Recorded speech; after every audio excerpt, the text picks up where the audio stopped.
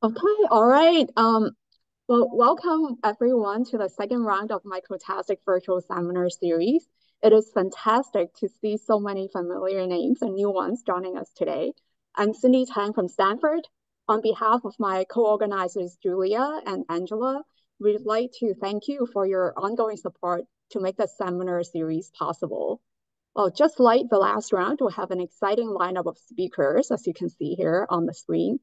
And this year, in addition to sponsorship from CBMS, we're very excited to partner with the journal Microsystems and Nanoengineering and pilot a new format for a few of our seminars, including today's, where we'll have a short opening talk selected from outstanding papers published in the journal.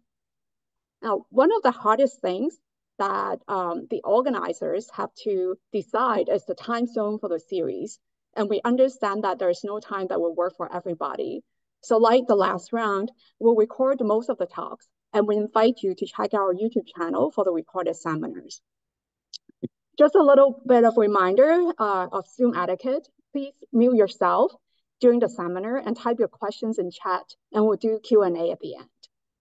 And today we're very lucky to have Dr. Xiaolin Wang to give a 10-minute opening talk based on his recent publication in Microsystems and Nanoengineering, followed by Dr. Dino Di Carlo to give a 40-minute talk. Now I'd like to first introduce Dr. Xiaolin Wang. Dr. Xiaolin Wang is currently an associate professor in the Department of Micro-Nanoelectronics at Shanghai Jiao Tong University, and his main research interests include microfluidics-based organ-on-a-chip, micro-nanorobotics, and the biomedical applications. So I'll stop sharing my screen and we'll invite Xiaolin to share his screen and take it away.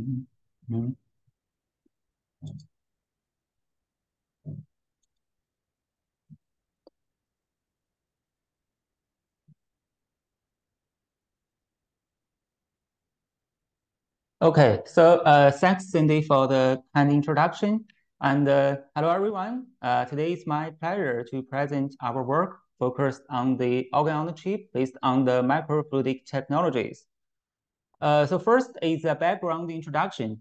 And as we know, the traditional biological models faces the significant limitations in both drug screening and precision medicine due to many reasons. For example, the simplified 2D cell culture lack the conventional, lack the three-dimensional structure found in vivo. So like for example, the complex interaction within the tissues and organs, and also for the animal studies, may not accurately represent the human physiology due to the species difference. And for precision medicine, the NGS technology is commonly used, but the precision diagnostics does not equal to the precision medication. And also for the PDX models, it suffers from the species variability, low modeling success rate, and high cost. So addressing these limitations is necessary to develop more advanced models. So organ-on-a-chip is a kind of new technology. So basically, by combining the microfluidics and tissue engineering technology, the scientists can mimic the vivo-like microenvironment and the use of human cells to construct the three-dimensional tissue models with the specific microphysiological functions. So right now, the scientists have developed different tissue or organ models. And what we are interested in is the construction of microvessels. So as we know, the cardiovascular-based circulation systems plays a vital role in maintaining the homeostasis of the human body, so which allow the blood to circulate through the body for oxygen and nutrient supply, as well as waste product removal. So which is essential to maintain the organ viabilities. So in order to mimic the characteristics and functions of organs in vitro, it's necessary to integrate a functional microvasculature systems with the specific organ properties. For example, as we know, the blood-brain barrier. So also the microvessels can help us to interconnect different tissue models into a multi-organ-on-a-chip. So in our previous studies, when I was postdoc in Iblis lab at UCLA, we developed a vascularized organ-on-a-chip. So as we know, the blood vessel system comprises a closed network of arteries, veins, and capillaries. So based on this structure, we developed a microvascular chip with central tissue chambers adjacent to two-sided microfluidic channels that are interconnected by the capillary burst web. And with this web, the hydrogel, which is the extracellular matrix, can be well confined inside the tissue chamber without bursting into the side microfluidic channels. And based on the hydrostatic pressure drop inside the plastic wells, the interstitial flow can be formed inside the ECM to stimulate the cells. And finally, we can form the intact macrovascular networks. And basically, the macrovascular network can be spontaneously formed inside the tissue chamber through the mechanism of vasculogenesis.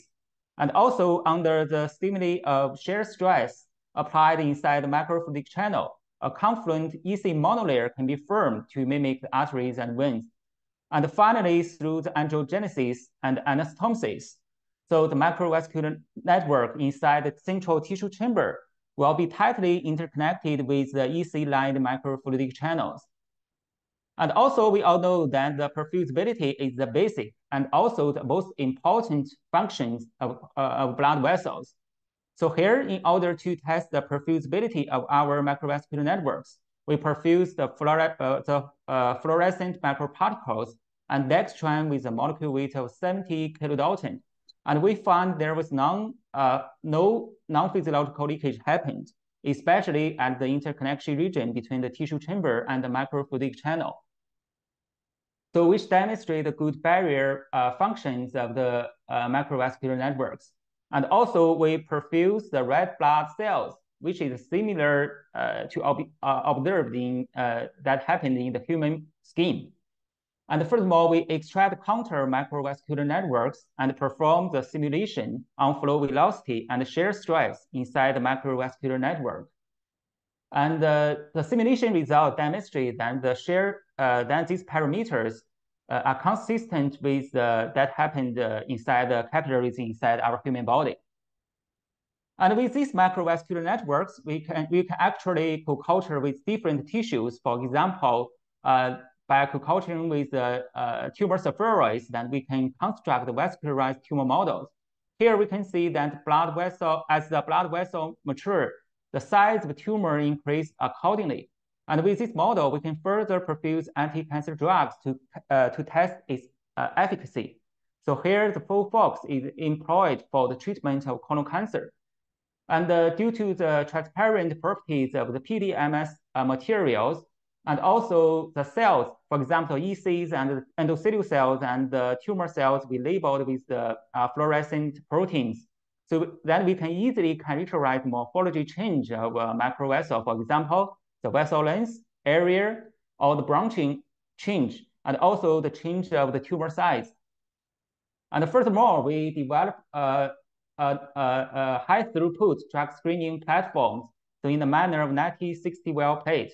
And using this platform, we perform the blinded drug screening using 12 FDA-approved anti-cancer drugs. And also, the testing results are consistent with its known clinical efficacy. And in other words, if we get one new drug and we do not know whether it works or not, so by analyzing the tumor size and the macrovascular morphology, so that we can easily tell whether this drug is effective or not. If it is effective, so it's targeted to tumor or blood vessels.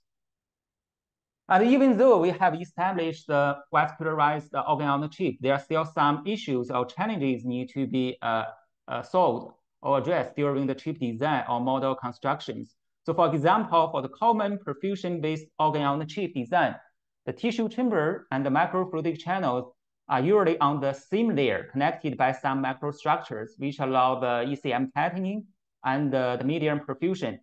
So that will highly affect the flexibilities of chip design. So to solve this problem, we proposed a modular design with two-layered configuration. For example, here we can see that the up layer is a media channel module with different fluidic resistance, and bottom layer is the tissue chamber with different geometry. So with this design, it enables the culturing of interconnected and large-scale perfusible microvascularized microtissue with high density and scalability. So the second issue is that the commonly used methods for ECM tapping in organ-on-chip design is using some microstructures, for example, the capillary reverse web, micropillary, or even the phase guide. So because these are all the physical barriers, so which will affect the medium perfusion and the flow profile inside the tissue chamber. And to solve these problems here, we propose two non-physical barrier design. So one is a recoverable elastic barrier by using the first simple thick web. So when injection, when injection the ECM, the membrane will bulge up, and after the ECM polymerization, the membrane will recover. And the other is the dissolvable temporary barrier by using the water soluble materials, for example, the PVA materials. So after perfusion, the cell culture media, this barrier will be dissolved, so which involves more uniform and the sufficient flow stimuli to the culture cells inside the hydrogels with versatile geometries. And also it involves barrier-free imaging windows. And the third issue that in our previous designs is usually very difficult to extract culture tissues for further analysis, like the qPCR, because of the closed microfluidic design. And to solve these problems, we first proposed the semi-open microfluidic chip design. So here that we can see the ECM, which is a hydrogel can self-filling along the ring-shaped microstructure due to the capillary force arrived from the small gap between the microstructure and the glass substrate. So after formation, the ring-shaped microvascular networks, specific tissue organoids, the spheroids, or even the xenograft can be placed into the central through hole and finally interconnected with the macrovasculature ring.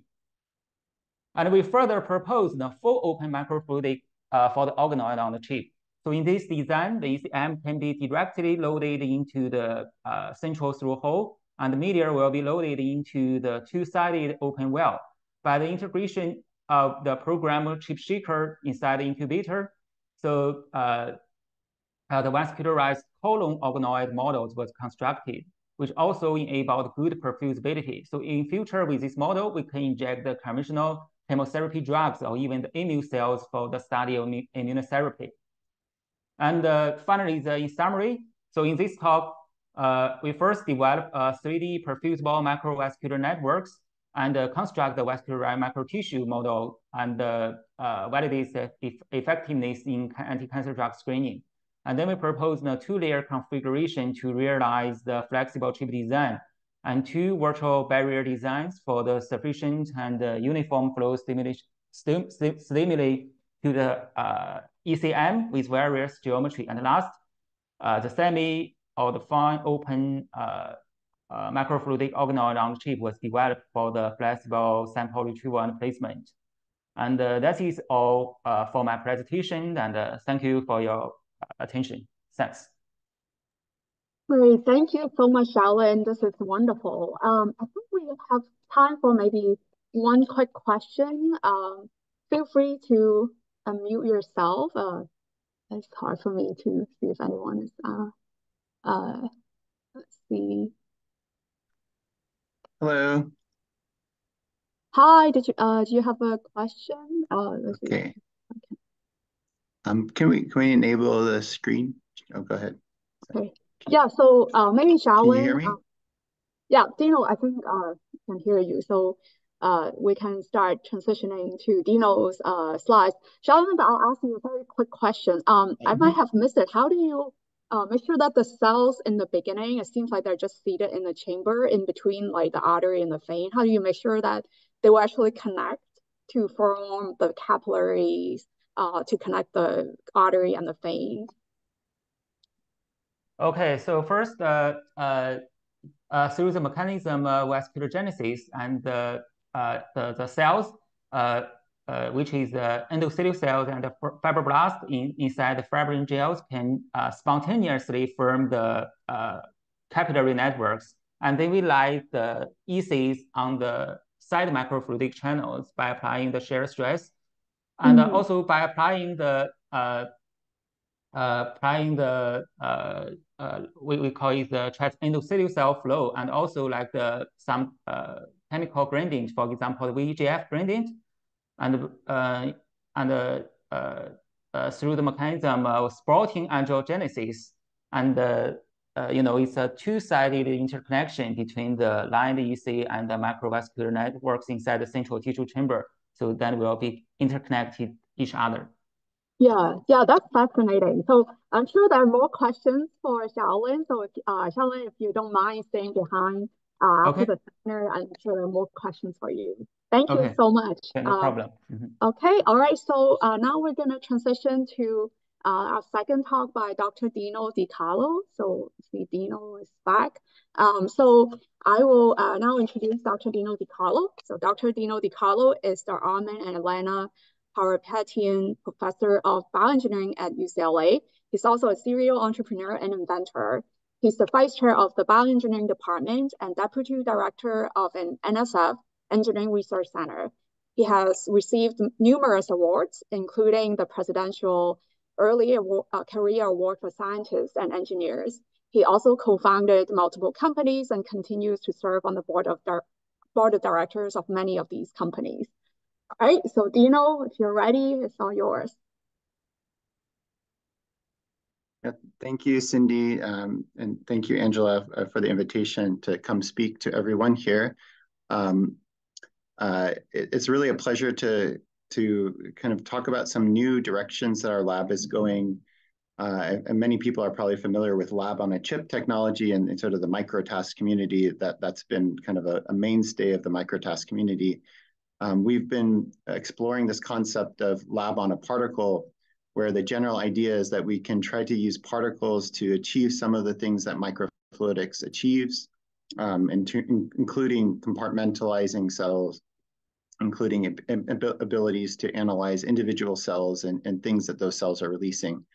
And so I'm going to share some of our applications that we've been pushing forward with lab-on-a-particle technology, in particular in discovering antibodies from antibody-secreting cells like plasma cells and hybridoma cells, as well as discovering new T-cell receptors from T-cells that we can screen using this type of technology. So I like to start with a description and kind of the general layout of how we practice medicine now and how we probably will practice medicine in the future.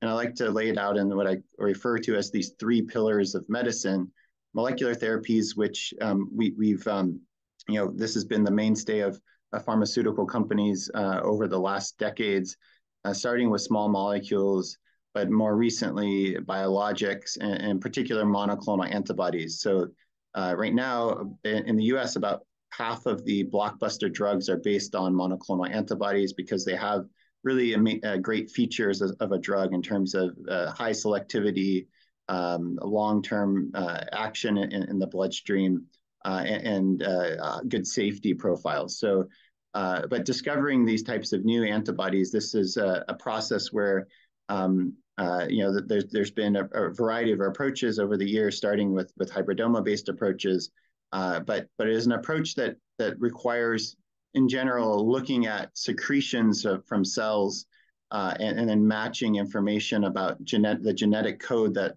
underlies that secretion with information about the antibody that is being secreted and its affinity and its function. So that's an area where we think we can have an impact in improving the discovery of those antibodies at the single cell level. And gene therapies is the second pillar. Of course, we've seen great successes here, and even in Europe, and the UK, the first kind of CRISPR-based therapy that's been cleared for use in patients. Of course, one of the challenges with these approaches is the use of virus and the cost of GMP virus. And so we think that approaches to characterize cells and why they secrete more or less viruses or produce more or less viruses can be helpful in the bottleneck and kind of unblocking this bottleneck of viral production for gene therapies. And then finally, cell therapies, we've seen great successes, in particular in the chimeric antigen receptor T cell therapies or CAR T cell therapies that allow you to selectively target tumor cells and then elicit an effector function from the cell. So that might be secreting things that kill those target cells, secreting other cytokines that attract other cells. And so this is a great, a great platform for how medicine can be done in the future, where unlike a molecular therapy where you have one action, usually binding or agonism, here you can have sensing and kind of response actions all in one. And so we think that this is an area that there's going to be a lot of need for new tools for discovery and for quality control, et cetera. So this is in T cell therapies, NK cell therapies, et cetera, but also drug secreting cells like plasma cells that secrete large quantities of antibodies can be engineered to secrete other types of drugs. And so on, microbiome engineering, et cetera. So we think that there's a lot of potential impact, in particular screening the secretions of cells to enable the next generation of these types of molecular, gene, and cell therapies. And why secretions in particular? Well, it turns out, secretions have an outsized effect on function in biology, right? So a cell can interact with another cell by touching it and interacting with receptors on the target cell. But a much better way to kind of broadcast your signal is by secreting it, and that allows it to go much further on, travel much further, have a bigger impact on the biology. And there's a number of, thousands of proteins that are secreted. Over 3,000 in the human genome are predicted to be secreted. And they have numerous types of functions. So on the left here, I've labeled a few of those types of secreted molecules and the functions that they're associated with in engineered therapies, let's say. From cytokines, where we want to do discovery of TCRs or CARs that elicit particular types of cytokines that are being released, whether they are pro-inflammatory, for, let's say, tumors and cell killing, or actually anti-inflammatory if we want to look at autoimmune disease and Treg cells. Antibody discovery, what we have antibodies that are secreted and are the main, one of the main kind of defenses we have in infectious diseases and even in tumor and cancer as well, where the antibodies can opsonize or neutralize target viruses or cell types. And then across many other areas, growth factors being used that cells secrete that can provide a benefit in regenerative medicine therapies, as well as extracellular vesicles, that we're seeing as a new method of, or a newly discovered method of intercellular communication, being able to manufacture EVs or even manufacture viruses, but based on understanding how we can get cells to secrete more of these types of small particles. And then extracellular matrix, a key part of creating tissues in the first place is being able to create the matrix proteins that make up those tissues. So if we can study and understand and characterize what properties of cells lead to more or less of the secretion here, we can understand how to build tissues maybe better in the future. Okay, but the challenge here is that these are extremely important phenotypes of cells and functions of cells that we want to understand, and we want to be able to sort cells based off of, so that we can link that information of what the cell is doing, what's it secreting, to the genotype, the antibody sequence or the TCR sequence or gene expression. But there's really not good approaches to sort single cells based on their secretion phenotype. And so why is that? Why is there a problem here? And the problem is the matching of scales. And so this is a problem that, as many of us working in the microtechnologies field, we understand it quite well. Biology is often done at the bioreactor scale or the petri dish scale, or maybe at the lowest end, the multi-well plate scale. But still, even for the smallest, 1536 well or even smaller, slightly smaller plates, smaller wells per plate, the volume that you're looking at is still thousands of times larger. The length scale is hundreds of times. The volumes are thousands to tens of thousands, hundreds of thousands of times larger than the cells that you're trying to analyze. So why is that a problem? Well, if we start to look at information that cell is releasing into its environment, that gets diluted out significantly in these really large volumes. And so what we need to do is really capture that information in the proximity as the cell is secreting it by creating kind of enclosed volumes in it around the cell. And that's what microfluidic approaches have done in the past, using either microwells, pens, or droplets. And the approach that I'm going to talk about today that overcomes some of the challenges with these previous approaches, and that you need specialized instruments to operate them, and they're still limited in throughput, is using particles themselves, small hydrogel particles, as a way to interface with cells. And then those particles can be operated and analyzed using standard instruments like flow cytometers, fluorescence activated cell sorters. And that leverages the infrastructure of biology that's already present in research labs and allows, really empowers biologists to do more with the equipment that they already have, rather than say, okay, you need a new piece of equipment to do a very specific assay. So we're all about empowering the biologists. And nanovials are the technology that's I'm going to talk about, one of the lab on a particle technologies. We call it nanovials because the particles have cavities that are less than a nanoliter. It wouldn't make sense to call them microvials because there's already microvials are like millimeter, or that they have microliter volumes. So these are nanovials. Millions of them can fit in a little tube that holds microliters or a volume, or milliliters of volume, and they have a cavity. So they are three-dimensional hydrogel transparent particles that have this beautiful crescent-shaped and cross-section, but really are bowls. They have a cavity inside of them, and they're open. So what that means is that when you give it to a biologist to use it, they can load cells into it. They can then analyze the functions of those cells, so that the biologist doesn't need any microfluidics. We can make them very uniform in size here, showing some that are a bit larger, about 80 microns. We usually make 35 microns to 50 microns to be compatible with most flow cytometers. So what do these particles do? Well, they can create kind of uniform compartments for the cell to capture the cells, but also solid substrates to perform reactions. So we can modify the hydrogel cavity so that cells can bind, but also the things that the cells secrete. So like we talked about antibodies or cytokines, we can capture those antibodies or cytokines in a specific way.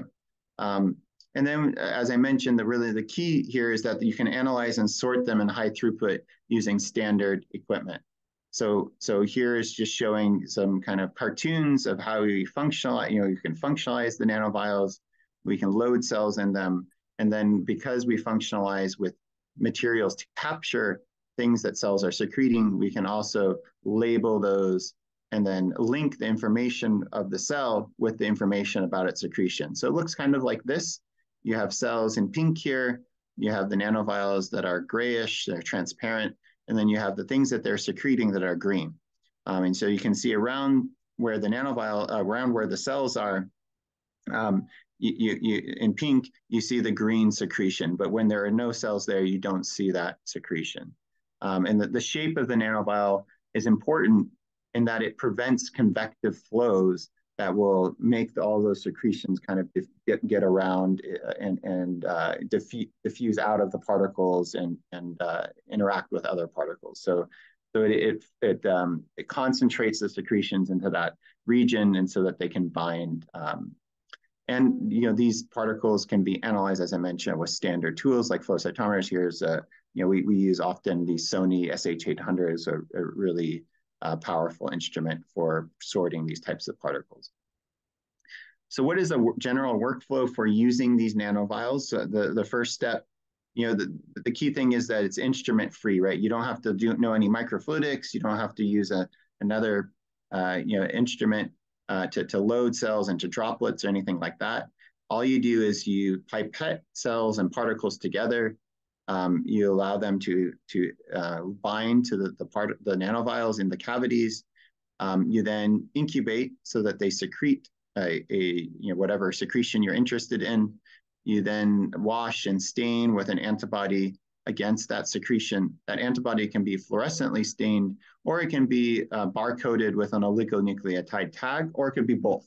And what that allows you to do is, if it's fluorescently stained, you can use things like flow cytometers to analyze and sort them based on the amount of secretion.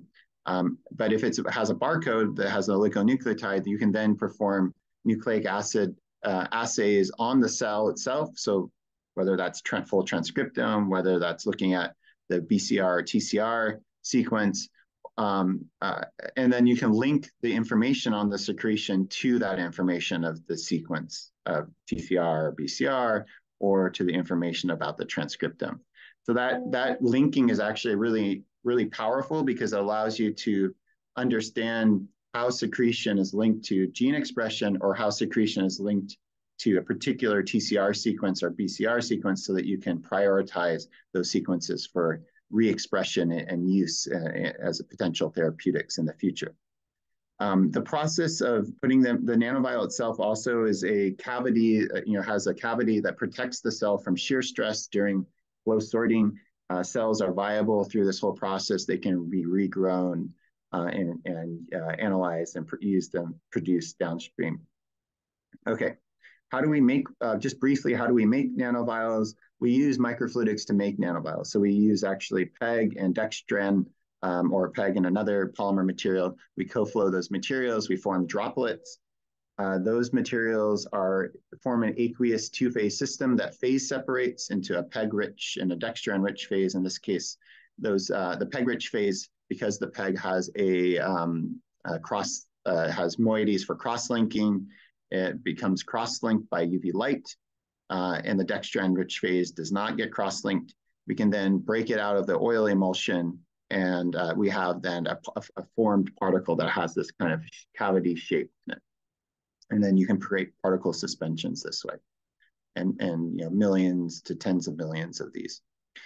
So we refer to this as microfluidics 2.0, in that we are using microfluidics to make these particles, but in the end user is not using microfluidics. So it's a new way to think about doing microfluidics without microfluidics. And it's just really starting, we think that this is the start of a long trajectory for this type of approach, because it is a very kind of general way to do things. Here's just a few of the types of the papers that are coming out in the last year or two using this type of technique. And I'm not going to be able to talk about all of these approaches. I'm going to focus today on some of the antibody discovery and TCR discovery work, but there's also work on a technique we call seq-seq, or secretion encoded single cell sequencing, where you can directly link the secretions of cells with the transcriptome for that same cell, and uncover new genes that are responsible for high levels of secretion of important molecules like growth factors or antibodies. Okay, so antibody discovery workflow. So why do we want to do antibody discovery with single, antibody secreting cells? And I think that one of the key things is, if we can do this with plasma cells, then plasma cells are usually, these are cells that have gone into the bone marrow that are maintaining the high levels of IgG production, usually in patients or in people generally, that's protective. And this is after going through processes of affinity maturation. So generally, we think that these antibodies are going to have increased affinity and could be very good candidates for drugs. They also are usually highly developable, because they are not just based on BCR binding on the surface of a B cell, but they are secreted antibodies, right?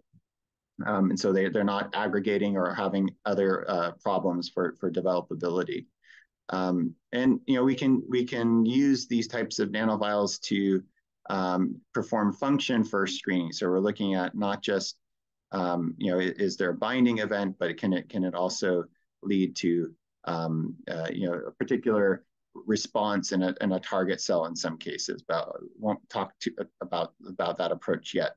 And then high dynamic range. Because you're using this type of fluorescent readout in the flow cytometer, you have really high ability to distinguish between low and high fluorescence with high accuracy. You have enhanced viability because nanovials have shear protection, and then it's compatible with instruments, as I mentioned previously. So kind of a standard, an assay, the antibody discovery assay that we perform with nanovials follows this path: immunization followed by plasma cell isolation, loading onto the nanovial and secretion, and then sorting, and then downstream single cell sequencing to uncover the particular antibody sequences associated with that particular plasma cell. We can sort hundreds of thousands to millions of cells in parallel. So I'm going to share a demonstration of this type of workflow with some of our partners into the Partilium Bioscience, Joe Doretti is the CEO, one of my former students who helped develop this nanovial technology in my lab. Is the CEO there, and their collaboration with Alloy Therapeutics to screen antibody secreting cells. So I'll have a few slides on this before I get into some of our other T-cell work that's been the focus in our lab. So the general concept, and this is work that we did initially in our lab, was here that we're capturing both the cells and their secretions of IgG. In this format here, we're showing that you can optionally encapsulate in oil. We don't usually do that anymore. And we also have fluorescent antigen. We also like the other format where we biotinylate antigen and put that on the nanovial and then capture antigen-specific IgG and then have an antibody against the IgG. So both of those formats work. But so this first demonstration with hybridoma cells, we use this format with fluorescent antigen, and we had two different types of hybridoma cells, one HIHL5 that secretes an antibody against an egg lysozyme, and another that had off-target antibody that was secreting. And what we could do is we could see the specific secretion from the HIHL5. We could sort out the loaded nanovials, and then of the nanovials that were loaded, we could then sort out the ones that were positive for the hen egg lysozyme signal. So in this case, about 0.2% of all the population. And so from the pre-sort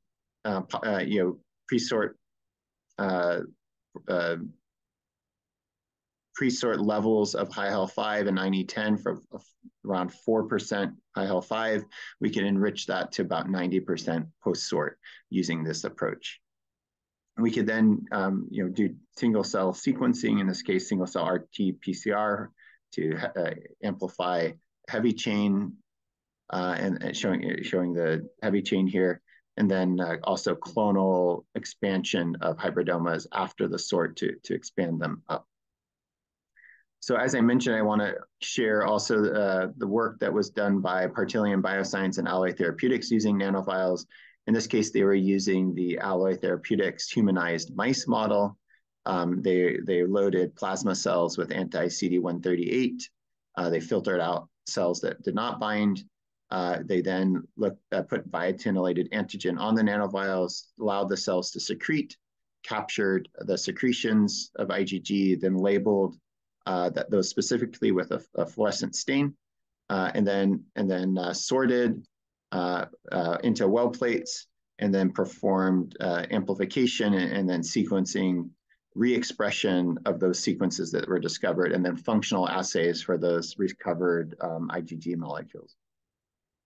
So this kind of just shows the sorting workflow. As I mentioned, you characterize antigen-specific secreted antibodies by having a fluorescent biotinylated antigen on the nanovial, and then labeling the secreted antibody with an anti-IgG antibody. And so you can see the cell-loaded nanovials here are gated.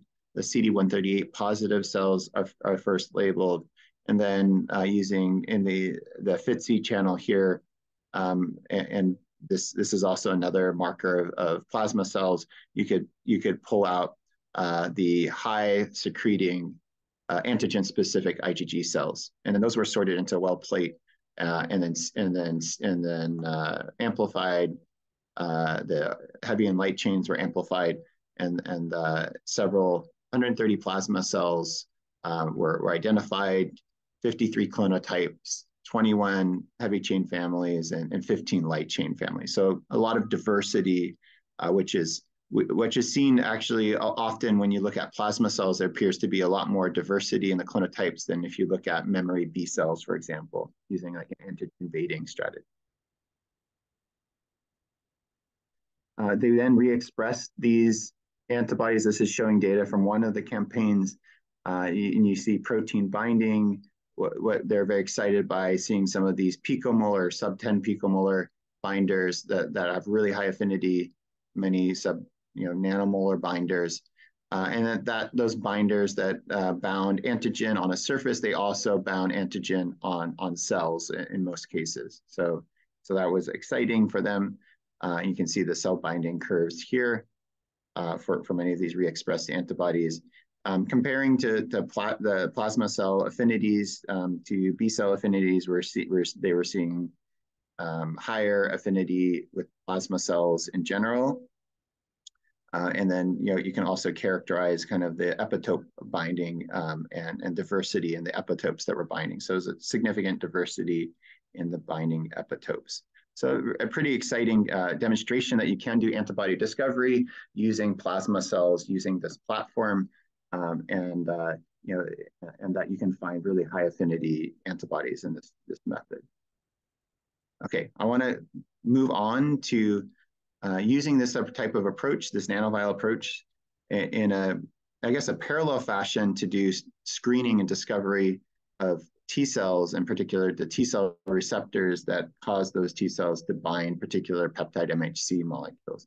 And this is work that was led in my lab by Felice Ku, who's now graduated and is at Gilead, as well as Jian Mao, who is a student in Owen Whitty's lab. And we also have collaborations with Lily Yang's lab here at UCLA. So what's the idea here with T cell receptors is that they are very specific, not to surface, not to antigens on the surface of a cell, but to antigenic peptides that are usually from that include intracellular proteins that cells produce. So this is enables T cells to kind of peer into cells and see if they're making mutant proteins that they shouldn't be making. And so that could be because they're infected with a virus and they're showing viral peptides, or because they have neoantigenic proteins because they're tumorigenic. And so yes, this cell is a tumor cell because it's presenting peptides that it shouldn't be, that are not the normal peptides for this particular patient. So this is great if you have T cells that do this, then that they help to prevent you from having tumors, right? And if you're immunocompromised or you lack T cells, then you get tumors much more frequently, right? And so there's a lot of interest in using T cells with engineered TCRs as a way to tackle solid tumors in particular, to look for a lot of antigens that might not be mutated on the surface of the cell. The challenge here is finding TCRs, right? So it's kind of the proverbial needle in the haystack problem. There are these cells have huge diversity in their TCRs. And so the cells that are reactive to particular peptides can be extremely rare. So it could be, few cells in hundreds of millions to billions of cells. So that's a challenge because we want to be highly specific in identifying cells that bind but also become activated. So that's what this is showing here, that one of the key aspects of this interaction with a target cell is that through the T cell receptor is that the cell becomes activated to secrete effector molecules. So these effector molecules include cytokines like interleukin-2, interferon gamma, TNF alpha, as well as other cytotoxic molecules like the granzymes and perforin. Perforin is a pore-forming toxin. So if the cells don't do this upon TCR engagement, that is not an effective TCR, right? So you want cells that bind but also secrete these effector molecules. And then there's this aspect of cells that secrete more types of these effector molecules, or what's referred to as polyfunctionality, seem to be better for therapeutics. So if you can screen cells that produce more of these types of molecules, that could be helpful to define better cell therapies. Okay. And so what are the ways to do TCR discovery right now? There's a few different ways to do this. So one is you can kind of look for things, activation signals in T cells. So you give PBMCs, peripheral blood mononuclear cells, peptide pool. There are antigen presenting cells in those that will present antigen to T cells that are there. The T cells that seem to respond to the antigen will proliferate and also become activated. So you can look for activation signals, and that is a way to identify TCRs. Of course, the specificity is low here, right? You're not looking at particular functions, except that these cells grew and had activation signals. Then the other approaches that you can take a look at, so this is like CD137, so this middle here. You can also look at peptide MHC, so affinity. So this is a tetramer, usually using like a backbone like streptavidin. You can also have dextramers that have some level of avidity because there's more than one of them. And you look for affinity for binding to the cell target cell. So this is ability to look for binding, but you don't actually characterize the function when it binds to the target cell. And so you can have false positives. That's a problem there.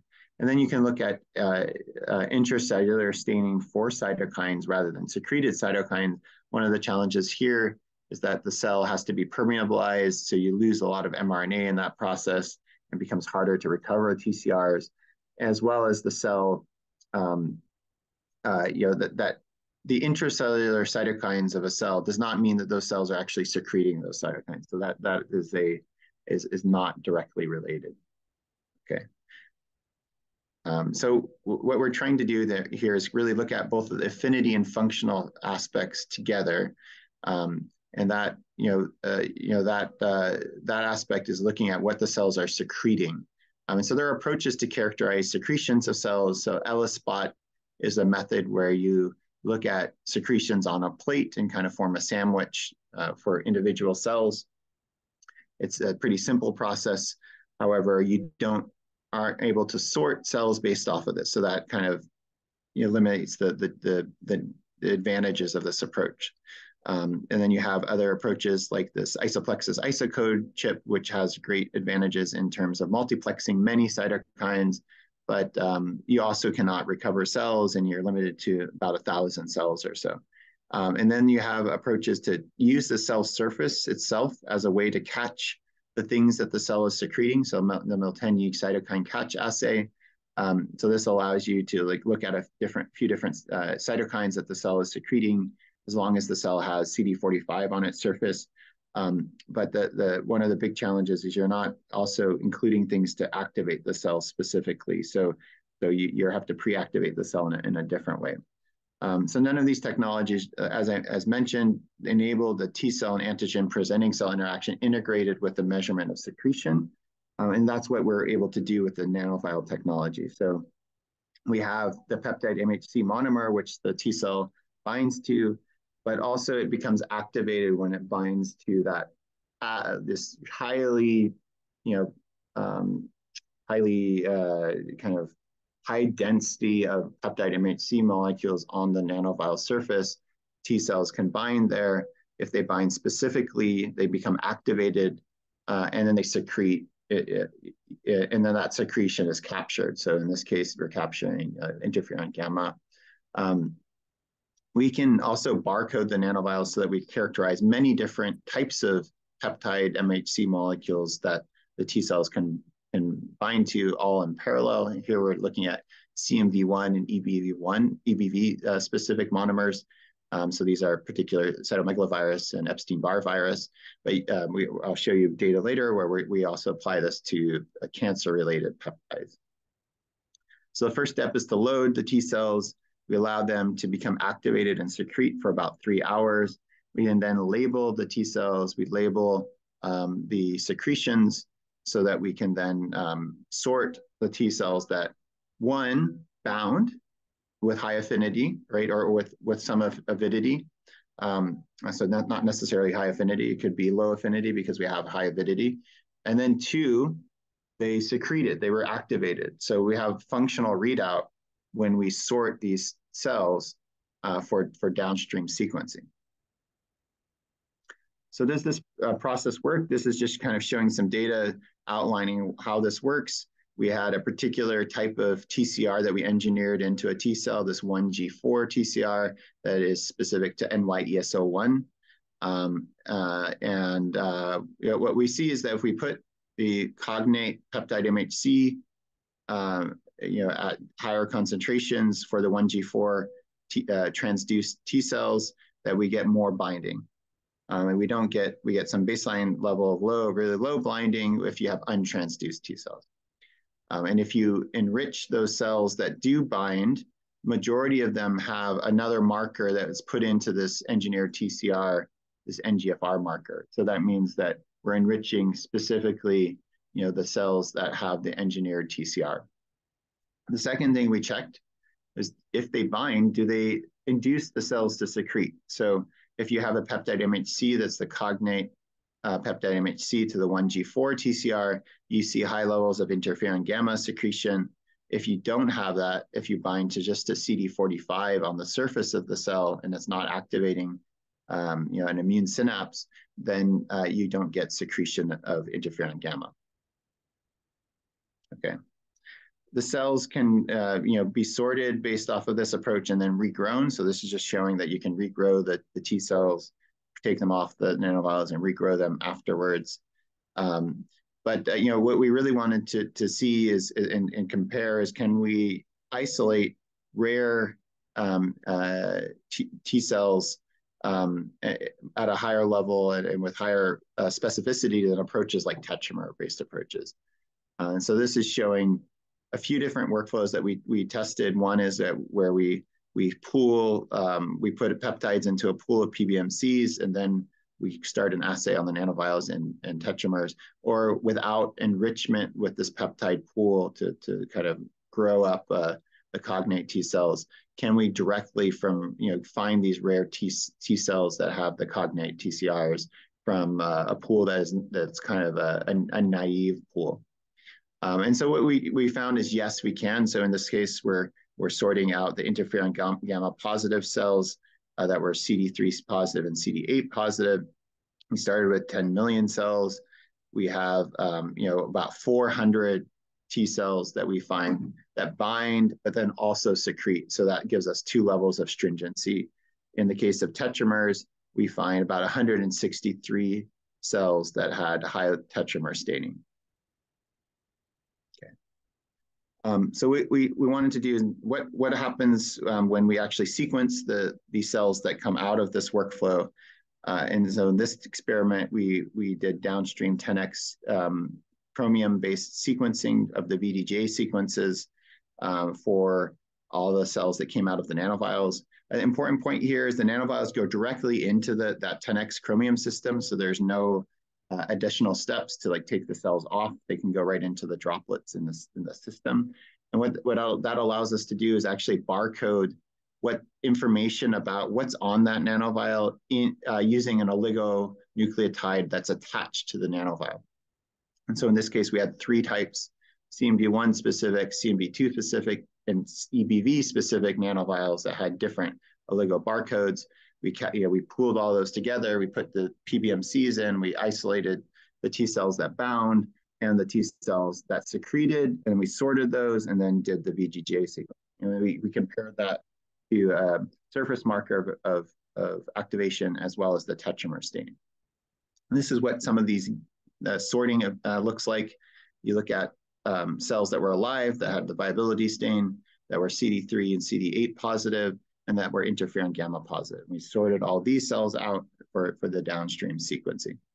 What we found is, compared to the other approaches, we were able to get, about 90% of the cells that were detected with the 10x chromium system that had productive VJ spanning pairs, and that's about the same as we see with the other techniques.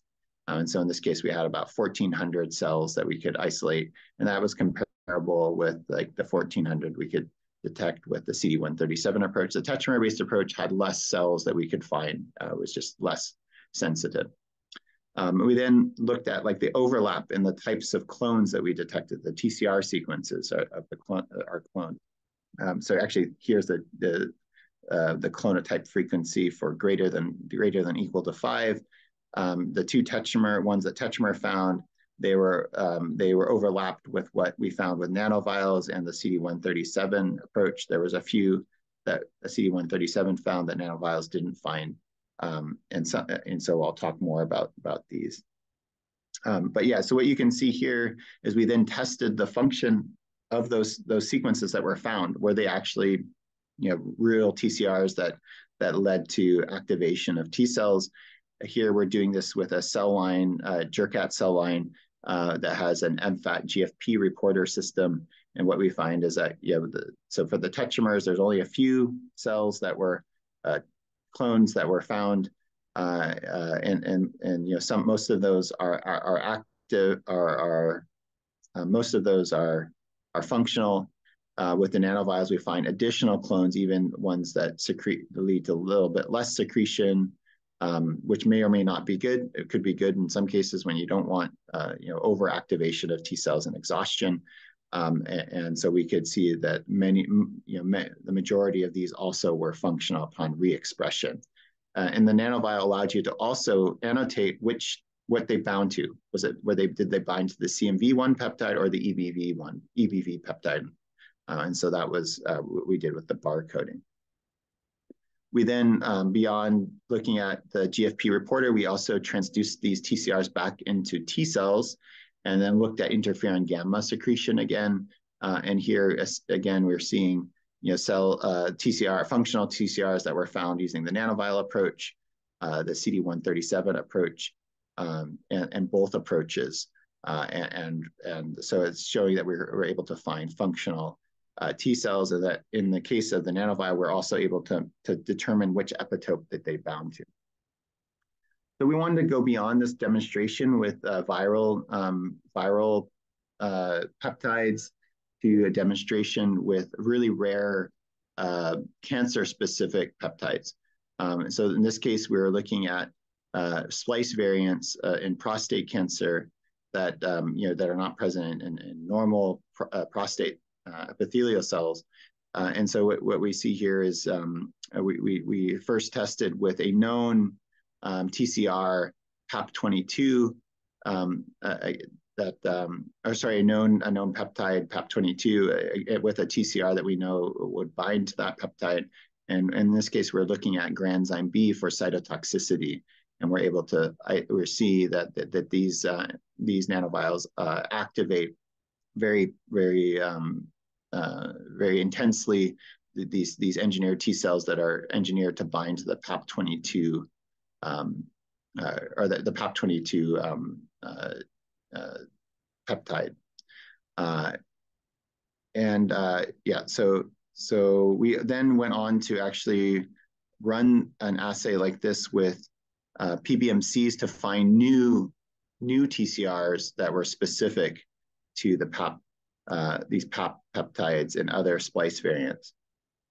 One thing that we added to the workflow here is that not just adding a barcode onto the nanovial that's specific to the peptide, but also barcoding the level of secretion of granzyme B.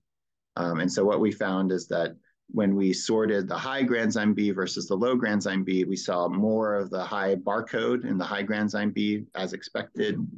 And so we could then also use that information to start to rank the TCRs. So maybe the ones that have the highest granzyme B, those are the ones that are going to lead to the most function or have a higher probability of being functional. So this type of kind of search for these rare TCRs that are cancer specific in healthy patients. Often our colleagues in Owen Whitty's lab would say that they would search through hundreds, 200 or 300 different potential candidates before they would find 2 or 3 or 4 that were actually functional. So we were hopeful that we could do better than that. And we were pretty successful in getting a few candidates here. So we're in our first one patient that we screened, about 20 or so TCRs, we were able to find 4 that were functional. So that was much higher functionality, or much higher hit rates than we were achieved previously. So they're pretty excited about those results. And so you can see here the distribution of the granzyme B high, granzyme B low, medium, and high. And at the granzyme B high, we had the most functional hits against the SCAMP3, MEF6 at particular peptides. And then one granzyme B medium that was also a functional hit. And you can see here, there's a small data sets, but we're starting to see signs that if you rank by the amount of granzyme B that was secreted in the nanovial, that helps you to improve the functional TCR recovery rate. So that's something that we'll have to keep repeating more experiments to see how much more that can benefit by using this type of functional readout as one of the metrics for deciding, is this a real TCR sequence? Okay, I'm almost gonna wrap up here, but a few final points. We looked at in the previous experiments just single types of cytokines like interferon gamma or granzyme B, but you can also multiplex to look at multiple different types of cytokines in the same cells.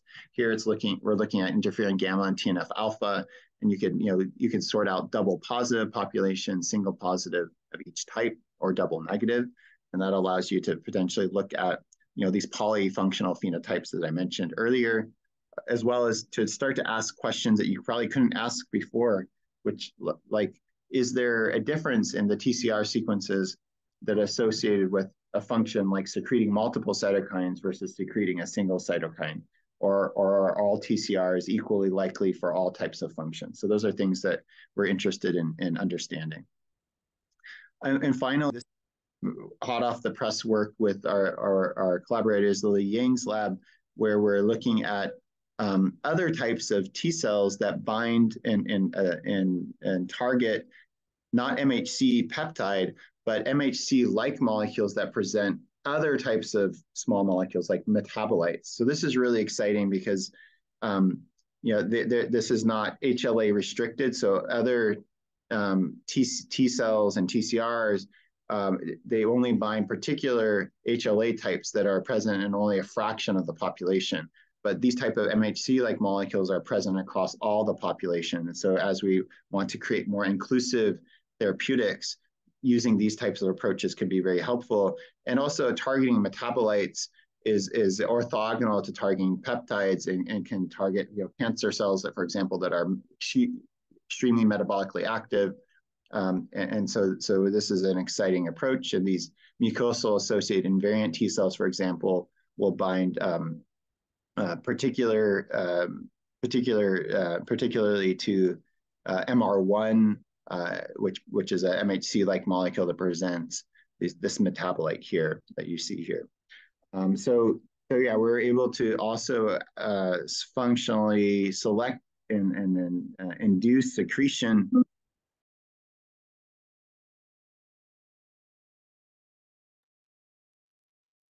I think we might have lost Dino, and he did say that his laptop might run out of power.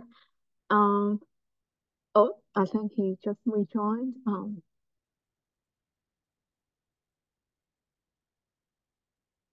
Dino, are you back? Yes, I'm back. Sorry, my laptop ran out of battery. So I think we're almost at the end here. So hopefully I can last through through the end. Let me share my screen here.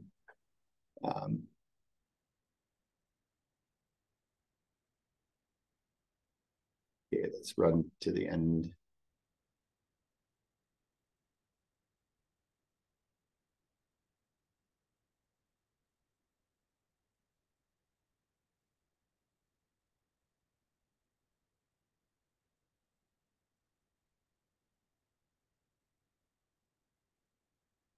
Okay, yeah, what I was going to say here is that these cells, when they bind to MR1 nanovials that are loaded with the metabolite, they also are induced to secrete. So this is exciting for us to do discovery of new types of mate cells and new types of TCRs that are going to target these MHC-like molecules. So yeah, just to kind of compare these approaches, and there's a lot of text here, so I'll just be really quick. The point is that we're able to do both a binding plus functional screen on the nanovials. So we're looking at, do they bind specifically, but also does it elicit a function in the cells? And that we think has been helpful in reducing false positives and finding and linking information on function to sequence. And so that's general across antibody discovery as well, that we're able to link the function of the antibody to the sequence information at the single cell level using this nanovial as like a carrier for that information. Yeah, and I'll, as discussed, we developed these antigen presenting nanovials that enabled that. This allowed us to get an expanded breadth of TCRs compared to like tetramer-based methods, and that to annotate that sequence, as I mentioned, with functional information, which we think is really exciting. And that this approach also can be applied to these polyfunctional T cells. So maybe just to conclude, this is kind of 1536 well plate is the bread and butter of the pharma and biotech industry. You have 1 to 10 microliters volume nanovials. You have 1,000-fold smaller volume, less than a nanoliter. You have 1,000-fold more compartments, millions of these compartments that are suitable for single cell analysis. And you can sort and input these into other single cell instruments, so like flow cytometers, single cell sequencers. And so that amplifies the capabilities of these vessels for performing single cell assays. So we're really excited by this type of technology. And with that, I'll thank all the students that contributed to this work, our collaborators, especially Owen Whitty and Jian Mao, Lily Ying, who we've conducted all the T-cell work with, and also acknowledge Ally Therapeutics and their work with Partilian Bioscience to demonstrate some of the antibody discovery workflows. With that, I'm happy to take some questions. Yeah, thank you so much, Dino, for such an amazing technology and remarkable findings. So we are 7 minutes past the hour, so I think I will thank Dino and Xiaolin for your wonderful talks, and I'll stop the recording and invite the audience to stay behind because we do have a lot of questions for both speakers. So if Dino and Xiaolin, if you don't mind staying behind for a couple more minutes, that'll be really wonderful. Thank you. That's good.